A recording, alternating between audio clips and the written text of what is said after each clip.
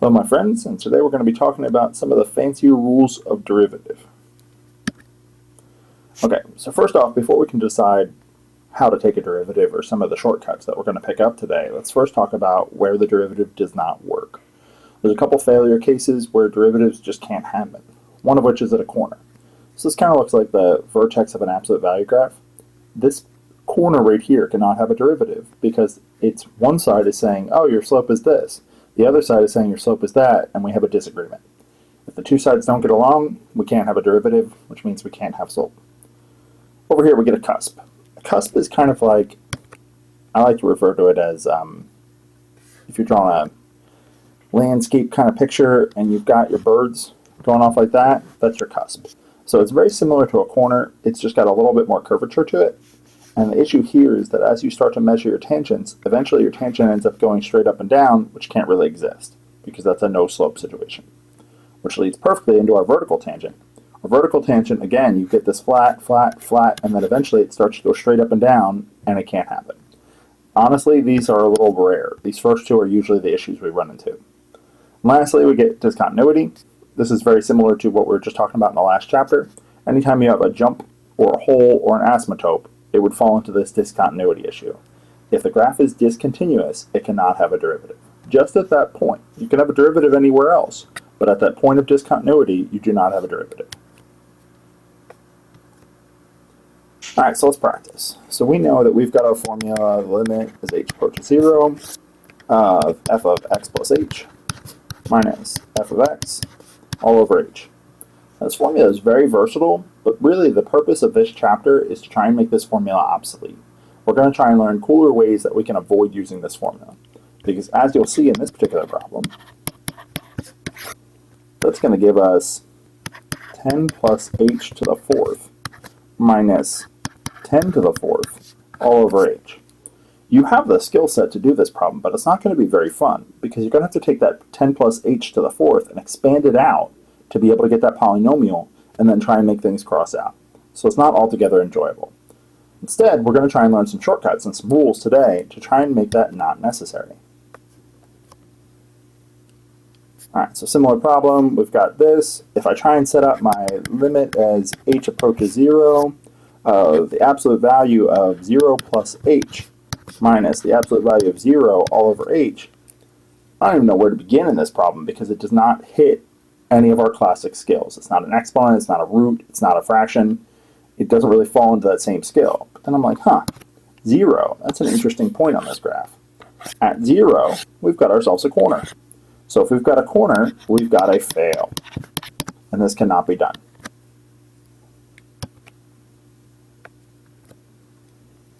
Alright, so let's take a look at this guy. Sketch y equals 2. So this is going to be a nice flat horizontal line. And we're going to try and figure out the slope of this graph when x is 1. So when x is 1, our slope, the tangent line, because it's a flat horizontal line, the tangent's kind of a flat horizontal line. So the slope of my tangent is 0. At a, really, because it's a flat horizontal line always, any point you pick will have a flat horizontal tangent, which means that tangent's always going to have a slope of 0. Which means that if you try and take dy dx, the derivative of a y equals a number, it's always going to be 0. The derivative of a number will always be 0. If y equals 2, dy dx is 0.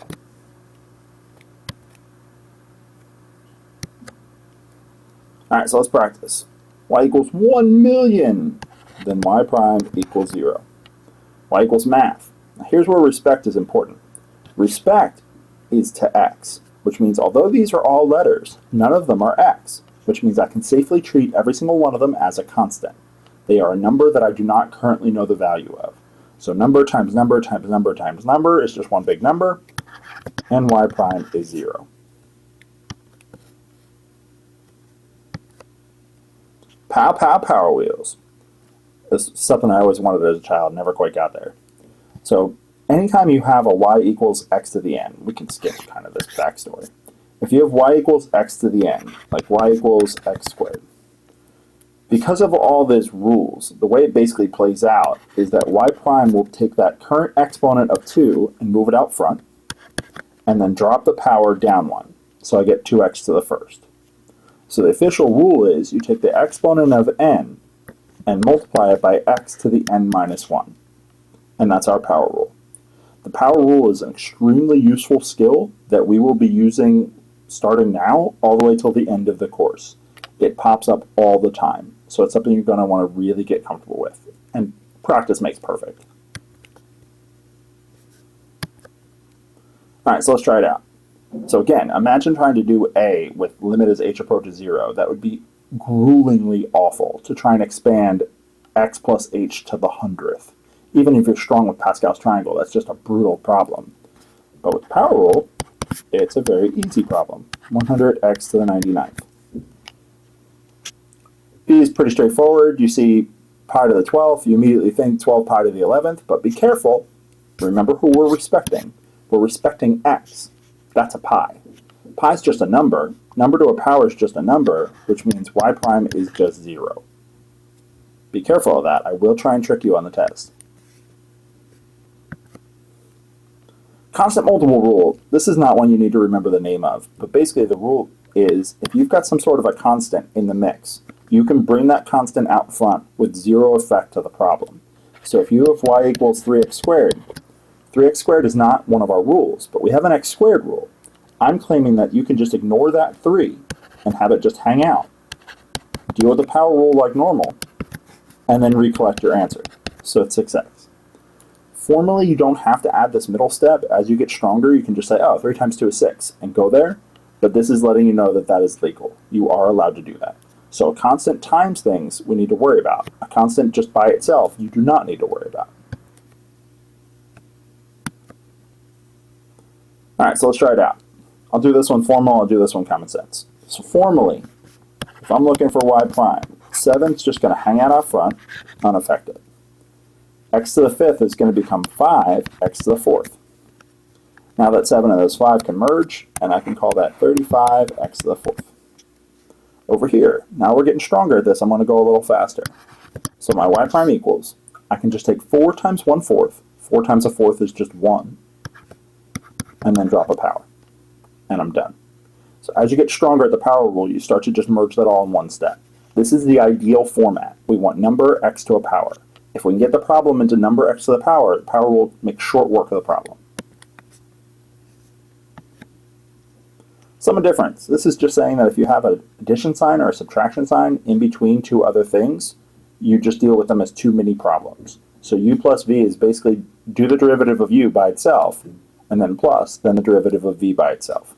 This sounds all fancy and formal, but when you see it, you're just like, well, duh, I would have done that anyway. If you have a 4-term thing like this, that, and that, basically you can just take the derivative of each piece of them separately. This is using the constant rule to keep that constant out front, deal with the derivative of the x, and then recollect them. Again, this is extremely formal. I would not expect you to show this step, probably not even this step, as you get better. And I would perfectly accept you starting here and then diving straight to the answer. But I want to show you the process of what all this looks like under the hood, so that if you want to, you can do this formal process to stay organized.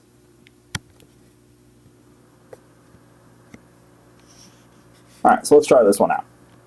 Y prime equals 5 times 3 is 15. Drop the power down to 2. Negative 3 times 5 is negative 15. Drop the power down to 4. And that's my answer.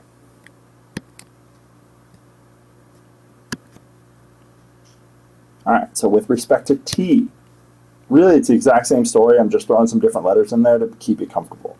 So this would either be p prime or dp dt, if you wanted to.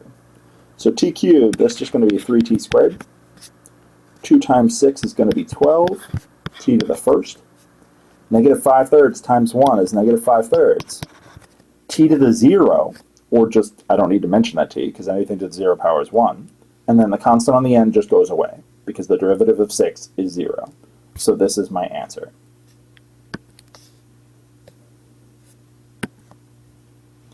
What values of the following graph of the horizontal tangent? Horizontal tangents are something we're going to focus on a lot this semester.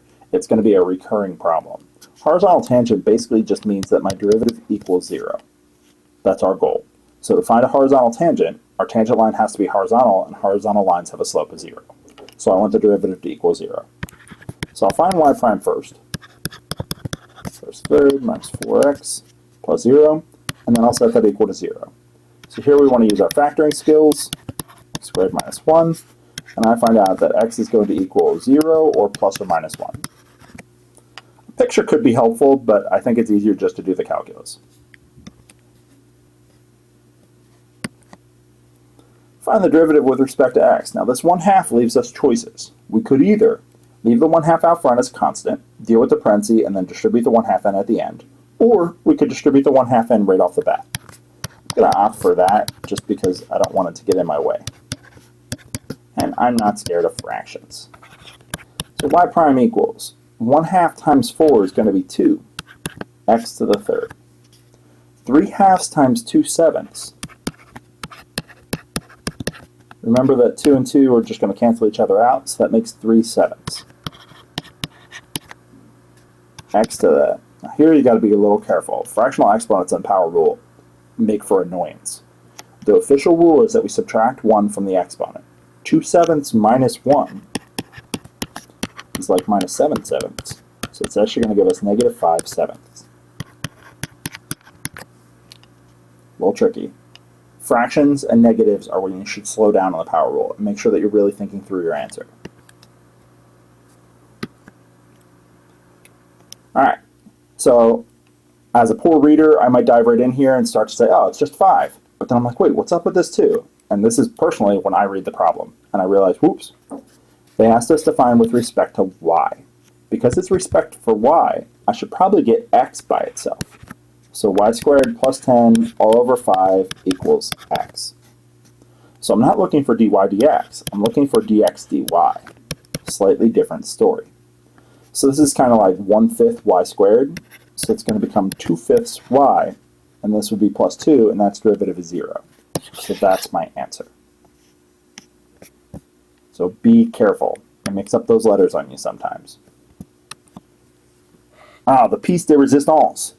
This is an opportunity where your calculator can help you out. And this is probably the #1 reason why our midterm has a non-calculator section, because your calculator can do calculus. Now, I should mention it can do derivatives, but it's got a slight catch. If you remember some of the derivative problems from before, some of the derivative problems just ask for the equation. The calculator cannot help you with that. Some of the derivatives ask you for the slope of the tangent at 4. That's what the calculator is really good at. It can give you the derivative at a particular spot. To do that, you go into the math menu, go all the way down towards the bottom, and you'll find n-deriv. That n stands for numeric derivative. It only works with numbers, not with equations.